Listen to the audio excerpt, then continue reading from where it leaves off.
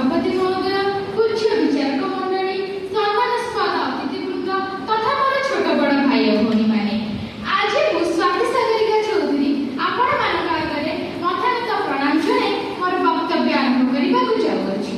आज विषय वस्तु है डॉक्टर हरिकृष्ण महताब को मु जेपरी जाने सभ्यतार सूर्योदय केते महामुनिषी केते अवतारी केते जुगान्तकारी ज्ञानी मानी महापुरुष एई कानन सुतला तटिनी मेखला मंदिर मालिनी चिर महनिया भारत मातार कोल आलोकित करी अक्षय ऐश्वर्य समग्र सृष्टि को करिछन्ति दीप्तिमंत सत लांछना जातना दैव दुर्विपाक को मथापति वरण करी शोक सिंदूर बेलाभूमि रे निजକୁ तीर तीर करी दग्धीभूत करिछन्ति एई समाजर कल्याण पई जेउ केतोटी उज्जवल ज्योतिष्क भारतीय आकाश में उद्भासित हुई समग्र सृष्टि को देखाई शपथ शुणाई शांति अहिंसा बाणी कर त्यागनिष्ठार स्थापना से केतोटी युग पुरुष मान मध्य डॉक्टर हरिकृष्ण महताब होती अन्यतम।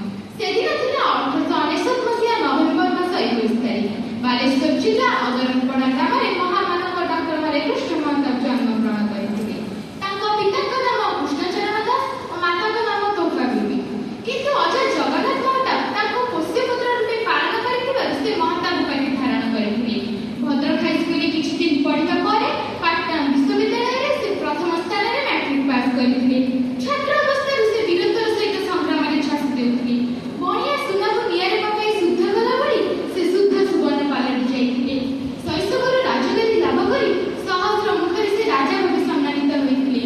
मात्र राज्य ऐश्वर्य को पादरे आड़े देई भारत मातार मुक्ति निमंते गांधीजी आह्वान से संग्राम जग्निकुंड को डेई पड़ते। से मात्र 20 वर्षर तरुण रेभेन्सा कॉलेज बीएसएस वर्षर छात्र प्रबल पराक्रमशाली ब्रिटिश शासन विरुद्ध एक प्रकार दुस्साहसिक पदक्षेप को नहीं अनेक अवश्य अपरिणामदर्शी कार्यकलाप बोली मन करती। किंतु इतिहास प्रमाण करदेला पिता माता इच्छा विरुद्ध एक प्रकार निष्पत्ति यथार्थ अटे। से दूरदृष्टि संपूर्ण 1924 मसीह महताब बाबू बालेश्वर जिलार चेयरमैन भाव नियुक्त होते। 1937 से सभापति भाव नियुक्त हेले। 1946 ओडिशा रे निर्वाचन होला। ओडिशा विधानसभा निर्वाचन में 60 आसन 45 आसन रे कांग्रेस को जययुक्त कराई से ओडिशा शासन भार ग्रहण करते। से बहु दिन धरि तीनटी कथा भाबी आसुथिले।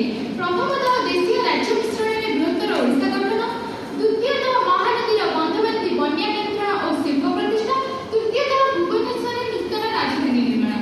एही तीनटी जुगान्तकारी पदक्षेपर आवश्यकता को जणाइबा पे से 1947 मसीहा अगस्त 8 तारिख दिन प्रकाश करथिले दैनिक प्रजातंत्र। 1955 1956 मसीहा पर्यंत से बॉम्बे राज्यपाल भावे देश अर्जित जातिर सर्वांगीन उन्नति साधन करथिले। 1967 रे से जन कांग्रेस दल प्रतिष्ठा करथिले। 1971 ରୁ 1964 पुनः महात्मा बाबू विधानसभा निर्वाचित होइथिले। वार्धक्यर प्रज्ञा राजनीति महान खेलुआड़ थे डॉक्टर हरिकृष्ण महताब। डॉक्टर हरिकृष्ण महताब 1970 जरुरीकालीन परिस्थिति रे विरुद्धाचरण करी 18 मास मिसाइल जेल दंड भोगुଥିଲେ। तथापि से काहे सहित सालिस करिनथि। मेजर गेट हत्याकांड आरंभ करी जरुरीकालीन परिस्थिति रे विरुद्धाचरण करी से देखाई दैथिले मनुष्यर जीवन गोलाकार सजाई कठिन शिलार राजरास्ता।